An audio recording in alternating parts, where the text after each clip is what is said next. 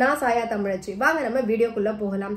As per National Building Code, 2 ஃப்ளோருக்கு மேல ஒரு கட்டிடம் கட்டப்பட்டாலே அது கமர்ஷியல் பில்டிங்கா இருக்கும் பட்சத்துல அந்த பில்டிங்ல பார்க் பண்றதுக்கு பார்க்கிங் அந்த பில்டிங்கோட அசோசியேஷன் கொடுத்தாகணும் அப்படிங்கிறது நம்மளோட நேஷனல் பில்டிங் கோடோட அறிவுரை அப்படின்னு தெரிஞ்சுக்கோங்க. As per national building code 2 ஃப்ளோருக்கு மேல ஒரு கமர்ஷியல் பில்டிங் கட்டப்பட்டாலே அங்க கண்டிப்பா ஆம்பிள் அமௌண்ட் ஆஃப் பார்க்கிங் கண்டிப்பா இருக்கணும். அண்ட் அந்த பார்க்கிங்க்கு அவங்க சார்ஜ் பண்ணக்கூடாது அப்படிங்கிறது நேஷனல் கோடோட சட்டம் அப்படின்னு தெரிஞ்சுக்கோங்க.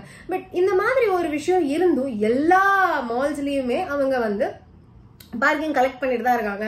கவர்மெண்ட் என்ன கையை கட்டிட்டு வேடிக்கை பாக்குதா அப்படின்னு கேட்டீங்கன்னா, எஸ் அப்கோர்ஸ் கவர்மெண்ட் கையை கட்டிட்டு வேடிக்கை தான் பாக்குது. இந்த நேஷனல் கோட் அதாவது பில்டிங் கோட மதிக்காம இருக்காங்க அப்படின்னு சொல்லி எக்கச்சக்கமான கோர்ட்ல ஆல்மோஸ்ட் எல்லா ஸ்டேட்லயும் எல்லா கோர்ட்லயும் ஒரே ஒரு கேஸாவது ஃபைல் பண்ணி நடந்துகிட்டு இருக்கு அப்படின்னு தெரிஞ்சுக்கோங்க. இவ்வளோ last year last but 1 year like January 2022ல கேரளா ஹைகோர்ட் ஒரு ஆர்டர் பாஸ் பண்ணாங்க.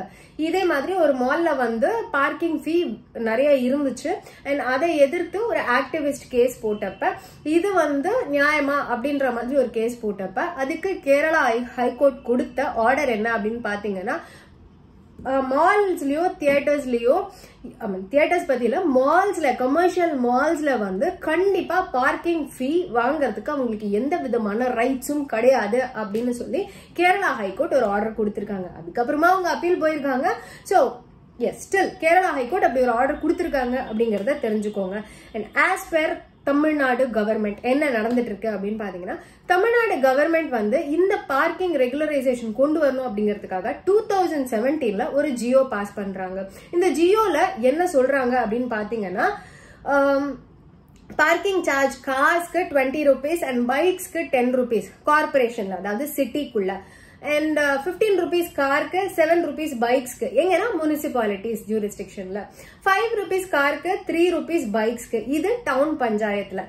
தியேட்டர்ஸ்ல இந்த சார்ஜஸ்க்கு மேல வாங்க கூடாது அப்படிங்கிறது as per Tamil Nadu government order 2017 அப்படின்னு தெரிஞ்சுக்கோங்க ஆன் பார்க்கிங் ஃபீ.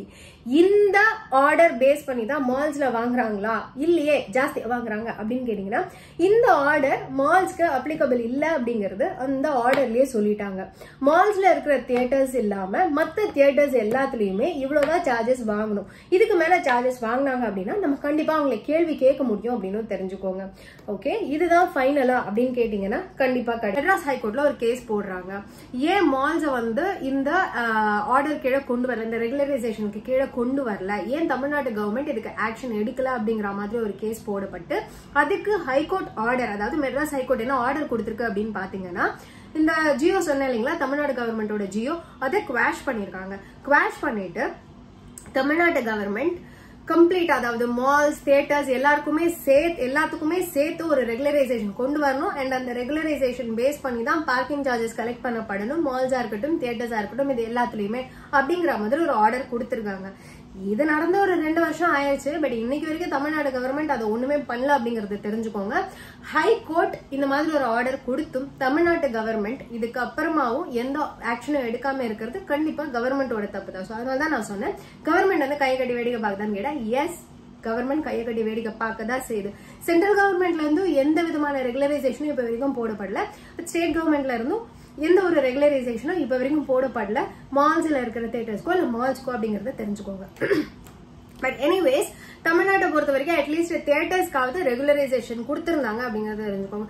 ஆல்சோ நீங்க எல்லா பார்க்கிங் ஸ்லாட் பில்ஸ்லயுமே பாத்தீங்கன்னா நீங்க வந்து பார்க் பண்றீங்க பே பண்றீங்க. பட் இங்க இருக்கிற வண்டிகள் தொலைஞ்சு போச்சு அப்படின்னா அதுக்கு கம்பெனி கட்டுப்படாது, நாங்க வந்து ரெஸ்பான்சிபிள் இல்ல அப்படிங்கிற மாதிரி ஒரு வடிவேல டயலாக் மாதிரி ஒரு டயலாக் போட்டிருப்பாங்க. அது லீகலா லாஜிக்கா அப்படின்னு கேட்டீங்கன்னா, logically it is wrong and legally it is very wrong அப்படிங்கறத தெரிஞ்சுக்கோங்க. எப்படிமா நீ சொல்ற அப்படின்னு பாத்தீங்கன்னா, as per consumer protection act it is comes under unfair trade practices. நீங்க ஒரு பொருளுக்கு ஒரு விஷயத்துக்காக காசை வாங்குறீங்க அப்படின்னா அது உங்களோட பொறுப்பு தான். இது வந்து லாஜிக்கல் எக்ஸ்பிளனேஷன். நீங்க வண்டியை பார்க் பண்ணிட்டு போறீங்க அப்படின்னா அந்த வண்டி பார்க் பண்றதுக்காக தான் நம்ம வந்து ஃபீஸ் பே பண்றோம். அந்த சார்ஜஸ் வாங்கினதுக்கு அப்புறமும் அவங்க வந்து இதுக்கு நாங்க பொறுப்பு இல்லை அப்படின்னு சொல்றாங்கன்னா it is wrong as per consumer protection act saying like unfair trade practices அப்படின்னு தெரிஞ்சுக்கோங்க. Also misrepresentation of services. ஏன்னா அவங்க என்ன சொல்லுவாங்க, இது வந்து மெயின்டெனன்ஸ்க்காக தான் நாங்க இந்த சார்ஜஸ் வாங்குறோம். உங்க மாலை நீங்க மெயின்டைன் பண்ண வேண்டியது, உங்க பார்க்கிங்கை நீங்க மெயின்டைன் பண்ண வேண்டியது உங்களோட பொறுப்பு. அதுக்கு நீங்க எங்க கிட்ட காசு வாங்கக்கூடாது. நீங்க காசு வாங்குறீங்க அப்படிங்கிற பட்சத்துல it is like a contract. நான் நீங்க ஒரு செயலை செய்யணும் அப்படிங்கிறதுக்காக, என்னோட வண்டியை நாங்க விட்டுட்டு போறேன், அதை நீங்க பாத்துக்கணும் அப்படிங்கிறதுக்காக தான் நான் வந்து காசு பே பண்றேன். இதை நீங்க இல்ல, என்னோட ரெஸ்பான்சிபிலிட்டி இல்ல அப்படிங்கிறீங்கன்னா misrepresentation of services, it is also illegal. And unfair trade practices comes under Consumer Protection Act.